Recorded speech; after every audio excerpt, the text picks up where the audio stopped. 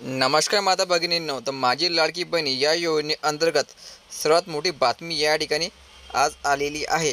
तर ही बातमी असणार आहे लाडकी बहीण योजना ई-KYC बाबतची। या बातमीमध्ये काय म्हटलेलं आहे तर 2.40 कोटीपैकी केवळ 80 लाख लाडक्या बहिणीची ई-KYC पूर्ण, 18 नोव्हेंबरपर्यंतची मुदत पुढे काय।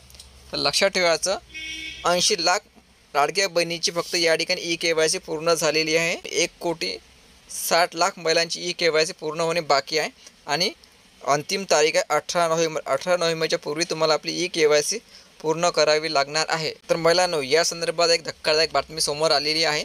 लाडकी बहीण योजनेला वर्ष पूर्ण झाल्यानंतर हळूहळू खऱ्या लाभार्थ्यांची संख्या समोर येऊ लागली आहे। लाभार्थ्यांच्या अर्जांची काटेकोर छाननी आणि घरोघरी जाऊन पडताळणी केल्यानंतर आता ई-KYCची अट शासनाने घातली आहे।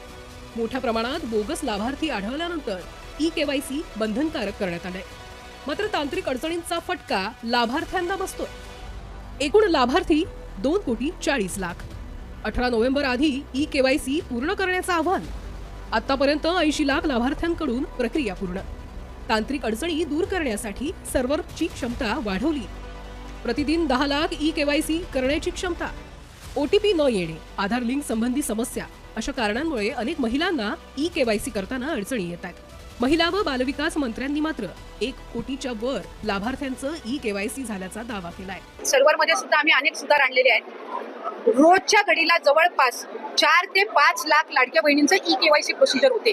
आतापर्यंत जवळपास 1,10,00,000 पेक्षा जास्ती महिलांची ई-KYC प्रोसिजर झालेली आहे। जवळपास 40 लाख पेक्षा अधिक महिलांची ई-KYCची 90% प्रोसिजर झालेली आहे। विधानसभा निवडणुकीच्या तोंडावर जाहीर झालेल्या आणि मोठी खर्चिक ठरलेल्या या योजनेवर गेल्या वर्षी 43,000 कोटींचा खर्च करण्यात आला, तर 2025 ते 2026च्या बजेटमध्ये 36,000 कोटींची तरतूद करण्यात आली आहे। एप्रिल 2025 मध्ये सर्वाधिक 2,47,00,000 महिलांना लाडकीचा लाभ देण्यात आलाय। मात्र त्यानंतर अर्जांची छाननी सुरू झाली आणि 25 लाख महिलांची नावं वगळण्यात आली। त्यानंतर दर महिन्याला 375 कोटींची बचत सुरू झाली। आता 80 लाख लाडकींचेच ई-KYC झालंय। अजून 1.5 कोटींपेक्षा जास्त लाडक्या बहिणींचं ई-KYC बाकी आहे। जर या सर्व लाडक्या अपात्र ठरल्या तर तब्बल 25,000 कोटींपेक्षा जास्त निधी वाचणार आहे। राज्यावर 9,32,000 कोटींचं कर्ज झालंय, तर वित्तीय आणि महसुली तूट 2 लाख कोटींच्या वर गेली आहे। तिजोरीवर एवढा ताण असताना लाडकी बहीण योजनेच्या भारामुळे सरकारला तारेवरची कसरत करावी लागतेय। त्याचा मात्र विकास कामांवर परिणाम झालाय आणि त्यामुळे लाडकीची घटती संख्या तिजोरीच्या पथ्यावर पडणार असली तरी स्थानिक स्वराज्य संस्थांच्या निवडणुकांच्या पार्श्वभूमीवर सरकारला हे परवडणार आहे का, हा खरा प्रश्न आहे।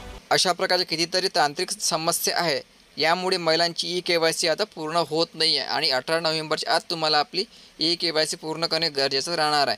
जर तुम्ही आपली ई-KYC पूर्ण केली नाही तर तुमची योजना या ठिकाणी बंद होणार आहे। तर या समस्येमुळे जवळपास 1.50 कोटी महिला या ठिकाणी अपात्र होण्याची शक्यता आहे। तर व्हिडिओ महत्त्वाचा, जास्तीत जास्त महिलांपर्यंत हा व्हिडिओ शेअर करा। धन्यवाद।